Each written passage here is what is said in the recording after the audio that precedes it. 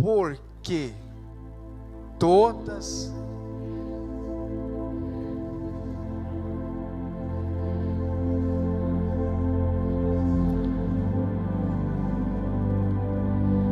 até que venha.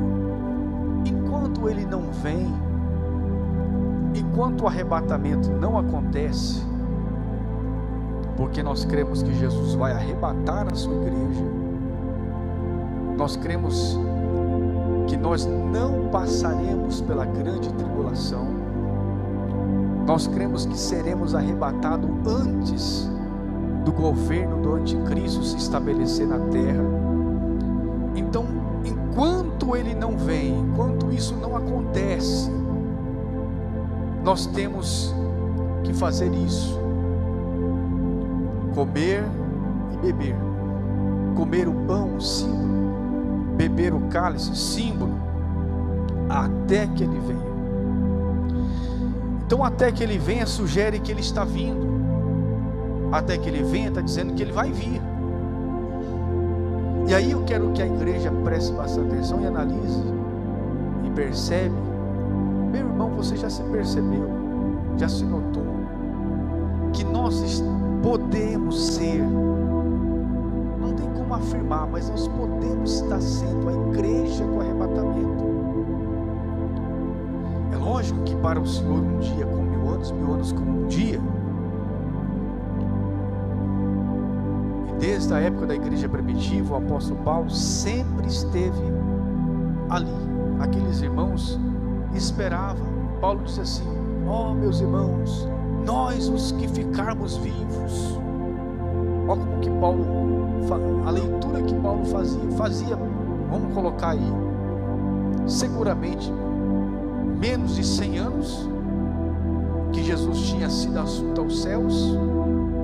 E Paulo estava dizendo assim: nós os que ficarmos vivos, nós os que ficarmos vivos. Então Paulo considerava que poderia ser naquela época o arrebatamento da igreja. Mas olha quanto tempo passou. Só que passou os tempos, muita gente se foi, governos, gente importante, gente que não era importante se foi. Mas essa esperança de que nós os que ficarmos vivos ainda está dentro do coração da igreja. Olha que coisa interessante, essa chama dessa esperança de que nós os que ficarmos vivos seremos arrebatados, mora no coração de todo aquele que é crente em Jesus Cristo, seu Senhor. Então eu quero dizer aos amados irmãos, ouça-me por favor, não se descuide. Jesus Cristo está prestes, muito prestes para buscar a igreja dele. A gente não cansa de falar isso para a igreja, a gente não cansa de dizer isso para os irmãos. Olha quantos dos nossos irmãos que já não se foram. Existe uma igreja que já está lá, que essa igreja que está lá vai se unir com a que está aqui. Que Paulo diz assim, que nós não precederemos os que dormem, mas eles ressuscitarão primeiro, depois nós os que estivermos vivos seremos arrebatados. Então haverá um momento de uma só união com a igreja. E o mundo, irmão, o mundo não está nem aí para isso. Não está nem aí para isso. Cada dia que passa você percebe que o mundo anda odiando mais a igreja, mais o povo de Deus. Querem destruir com a Bíblia, querem destruir com a igreja, querem acabar com esse povo. Mas esse povo já enfrentou muitas feras, muitos leões e ainda está de pé. A igreja está de pé. Teve muita gente que já tentou destruir a igreja. Às vezes a gente pensa assim: ai meu Deus, o que será da igreja? O que será da igreja? O dono dela não é ninguém mais e ninguém menos do que Jesus Cristo de Nazaré. É Ele que cuida da igreja. Ele disse assim: ó, edificarei a minha igreja. Então nossa preocupação não deve estar Ele. Meu irmão, Deus está no controle de tudo. Quando você vai lendo o Antigo Testamento, você vai vendo a história do povo de Israel. Você vai vendo Deus mexendo com as peças. Levanta um de fora, levanta um de dentro, mexe aqui, abate ali, levanta lá. Mexe com todas as nações, porque Ele está no trono. Ele está no trono. Eu quero que você seja um crente despertado, um crente fervoroso, um crente cheio de esperança. O meu desejo, meu irmão, é que você seja alguém parecido com Jesus Cristo todos os dias. Meu Deus, seja que você venha ter Deus como seu bem maior, a sua maior esperança, crente. Não deve ser nenhuma outra coisa a não ser Cristo, Cristo, Cristo. Os dias estão passando depressa. Não se entregue. Eu disse para alguém por esses dias atrás, eu falei assim: se você nessa vida cair 100 vezes, levanta 200 vezes, mas não se entregue. Sabe por quê? Porque lá no Hades, no tormento eterno, a Bíblia abriu a cortina da eternidade e mostrou para nós isso. Teve um homem que chegou lá dizendo assim: deixa eu voltar, deixa eu voltar, para poder fazer certo, deixa eu voltar. Não pode mais, não pode mais. Por isso que se você aqui está pensando assim: ah, pastor, eu acho que não vou conseguir, eu acho que para mim não tem jeito, Deus manda eu te dizer: recomece outra vez, levante-se de novo, levante e tente mais uma vez, levante e tente mais uma vez, porque vale a pena, enquanto a vida é a esperança. Depois que partimos, não tem purgatório, não tem outra chance, não tem outro jeito, acabou. O tempo chamado hoje é o tempo de nós viver conforme Ele nos pede para viver. Graça para isso Ele nos dá. Graça para isso Ele te dá. Nós não vamos ter desculpa. Naquele grande dia está escrito na palavra, né? Ah, Senhor, mas o seu nome. Ah, Senhor, mas não terá desculpa. Aonde abundou o pecado, superabundou a graça de Deus. Às vezes eu começo a orar e eu começo a dizer assim: Senhor, meu Deus, por que o fulano de tal não abre o coração para Ti? Por que às vezes a gente sente a dor de algumas irmãs e alguns irmãos, tem familiares que estão cegados pelo mundo? Por que o Senhor não faz uma obra na vida dele, meu Pai, na vida dela? Por que o Senhor não opera um milagre ali e transforma aquela vida, Senhor? E às vezes, irmãos, às vezes a gente se entristece por ver pessoas que não querem nada com Deus, que não querem compromisso com o Senhor Jesus, que viram as costas para o Senhor Jesus. Meu irmão, esta noite Deus me leva a te dizer essas palavras, porque nosso tempo está correndo.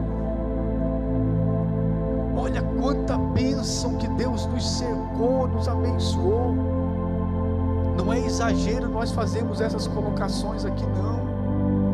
Você, eu que estamos aqui em 2020, quem diria, meu irmão, que nós chegaríamos em 2023? Você vê isso como algo comum? Que nada, pastor, isso aí é normal. Isso aí é normal. Quem diria que nós chegaríamos em 2023? Quem diria que você estaria aqui?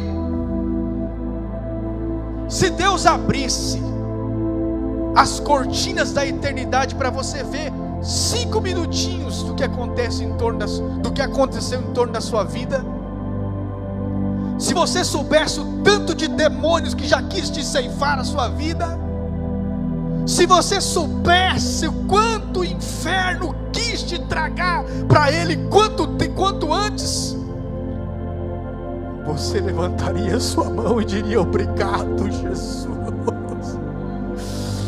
muito obrigado.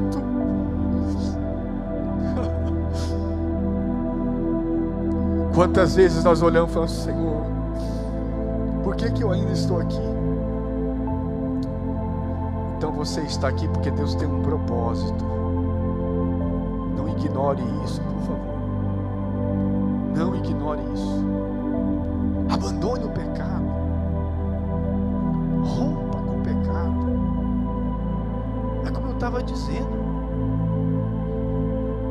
Aproveite essa atmosfera que o mundo todo passa, de votos, e de compromissos e de alianças, e faça você o maior deles. Irmãos, eu estou orando para que Deus mande um avivamento no nosso meio poderoso. Mas sabe aquele avivamento que o crente vem para a igreja dizendo assim: pastor, eu quero orar. O senhor deixa orar? Eu posso orar. Eu li a Bíblia, eu quero pregar. Eu tive um sonho de Deus, eu tive uma revelação, Deus me mostrou. Sabe aquela coisa de crentes cheio do Espírito Santo? E eu dizia: irmã, senhora, Deus pede um despertamento para a igreja dele se levantar da sonolência espiritual. Pois deixa eu dizer para você aqui esta noite, meu irmão e minha irmã, com todo o carinho do mundo que eu tenho por cada um dos irmãos, com todo o respeito que eu tenho por cada um dos irmãos, com toda a minha consideração, mude, enquanto é tempo. Mude enquanto é tempo. Não se conforme com essa frieza espiritual que você está vivendo. Não se conforme. Não ache isso normal. Ou se eu pudesse entrar dentro do seu coração. Mas isso é o Espírito Santo que faz. E graças a Deus que Ele faz bem feito. Muitas pessoas fecham o coração para o Espírito Santo, mas hoje Deus fala com a sua alma esta noite. Hoje Deus fala no profundo do seu coração nesse lugar, porque Ele está voltando para buscar a sua igreja. Até que eu venha, eu quero que vocês fiquem assim, memorizando, participando e anunciando a minha vitória para esse mundo perdido. Deus conta contigo. Deus conta contigo. Deus quer fazer através de você. Ele pode fazer muitas coisas sem nós, porque Ele é Deus. Mas Ele quis fazer muitas coisas através de nós, através da igreja. Então esse ano é um ano que nós já vemos orando há tanto tempo. Eu louvo a Deus pelos grupos de orações que ao longo desse ano estiveram orando, buscando a Deus. Aí eu peço que Deus comece a despertar a sua vida. Sabe aquela coisa tremenda de Deus começar a dar visão para crente na madrugada? Deus começar a fazer você ficar bem espiritual para você ver o mover de Deus. Começar a ter visão de Deus, nem que te cause alguns arrepios, mas você ter visão de Deus para você começar a levar as coisas de Deus como Ele quer que seja levado. Oh,